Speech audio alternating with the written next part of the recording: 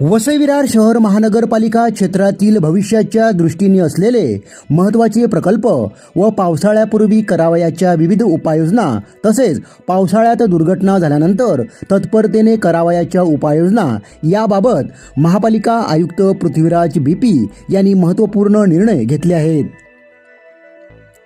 महापालिका मुख्यालयात आयुक्त पृथ्वीराज बीपी यांनी पहिल्याच पत्रकार परिषदेत विविध मुद्द्याला हात घातला। पावसाळ्यात पूर परिस्थिती अथवा इमारत दुर्घटना घडल्यास त्वरित कार्यवाहीसाठी महापालिका स्वतःचे स्वतंत्र बचाव सुरक्षा पथक तयार करीत आहे। महापालिका क्षेत्रात बेकायदेशीर कामे रोखण्यासाठी पोलीस, वाहतूक विभाग, महसूल विभाग, महापालिका विभाग अशी एकत्रित कर्मचारी अधिकारी यांचे मोबाईल पथक कार्यान्वित करण्यात आले आहे असे सांगून त्यांनी पावसाळ्यापूर्वीची नालेसफाई, रस्ते दुरुस्तीबाबत महापालिका आयुक्त पृथ्वीराज बीपी यांनी अधिक माहिती दिली आहे। पाहूया। आपण सगळ्यांना माहिती आहे की मागच्या वर्षी काही इमारत कोसळले होते MMR रिजन मध्ये आणि स्पेसिफिकली आपले कॉर्पोरेशन एरियामध्ये सुद्धा।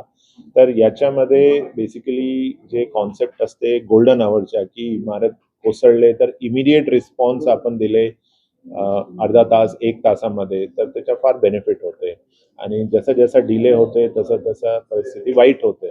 तर याच्या अनुषंगाने आपल्याला NDRF ची मदत तर मिळतच आहे, पण आपले फायर डिपार्टमेंटचे काही लोकांना 20-25 लोकांना आम्ही NDRF कडे ट्रेनिंगसाठी आता पाठवलेला आहे। तिथे ते स्पेसिफिकली बिल्डिंग रेस्क्यूची ट्रेनिंग घेणार आहे। बिल्डिंग रेस्क्यूसाठी काही आवश्यक इक्विपमेंट जे पाहिजे ते आपण खरेदी करणार आहे।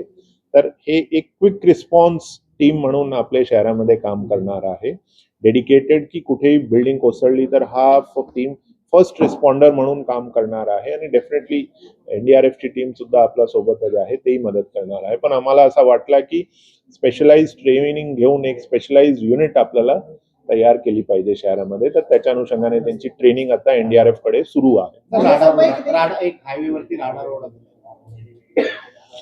राडा रोड शहराच्या जे MMR रिजन मध्ये कन्स्ट्रक्शन डेब्री मोठ्या प्रमाणावर उत्पन्न होत आहे आणि त्याचा जे इम्पॅक्ट आहे ते वसई विरार कॉर्पोरेशन मध्ये सुद्धा दिसते आपल्याला की बरेचसे ठिकाणी इल्लीगल भूभराव होते, ज्याच्यामुळे एन्व्हायरमेंटचे नुकसान, कांदळवनचे नुकसान होते आणि सरकारी जमिनीवर इल्लीगल ऑक्युपेशन सुद्धा वाढत आहे। तर याच्या अनुषंगाने आम्ही धोरण तयार करण्याचा प्रोसेस तर चालू आहे, पण इमिडिएटली आम्ही एक मोबाईल पथक आता सुरू करत आहे, केलेली आहे 1-2 दिवसापासून।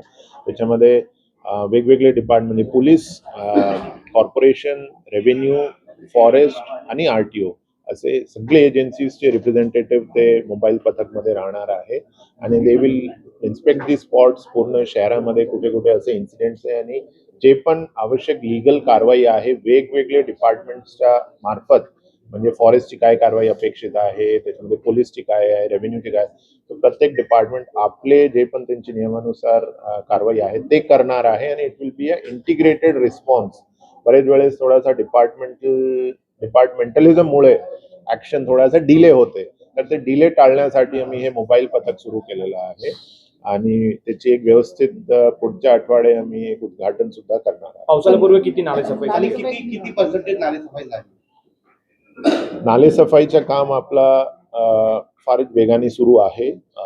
सरासरी आता 70% आपले नालेसफाई झालेली आहे। त्याच्यामध्ये आपण प्रायोरिटी असा ठरलेला आहे की जे पण फ्लडिंग स्पॉट्स आहेत, दरवर्षी जे फ्लडिंग स्पॉट्स असतात तर ते नाले प्रायोरिटीने आपण सफाई केलेली आहे। तर आपण असं प्रायोरिटी ठरवून नाले सफाई करत आहे। शेवटचे 30% सरासरी शिल्लक आहे ते पावसाळ्यापूर्वी डेफिनेटली ते कम्प्लीट। पावसाळ्यापूर्वी रस्त्याची डागडुजी केली जाणार बोलला होता, काय नक्की कशा पद्धतीने? आपलं पॅचवर्कच्या जे टेंडर आहे ते फायनल झालेलं आहे आणि 2-3 दिवसामध्ये ते रस्त्याचे जे पण पॅचेस आहे, बरेचसे आपले इन्फ्रास्ट्रक्चर प्रोजेक्ट्स आपले डिपार्टमेंटचे झाले होते ज्याच्यामध्ये रस्ते खुदाई झालेली आहे। गुजरात गॅसचे आपण गॅसच्या आपल्याला सगळ्यांना माहिती आहे की आपण त्यांना परवानगी फार ओपनली दिली होती, तर त्याच्यामुळे जिथे तिथे त्यांनी डिगिंग केलेलं आहे ते रस्त्यावर पॅचवर्कचं काम आता होणार आहे आणि हे पण पूर्ण पावसाळ्यापूर्वी डेफिनेटली हे कम्प्लीट होणार आहे।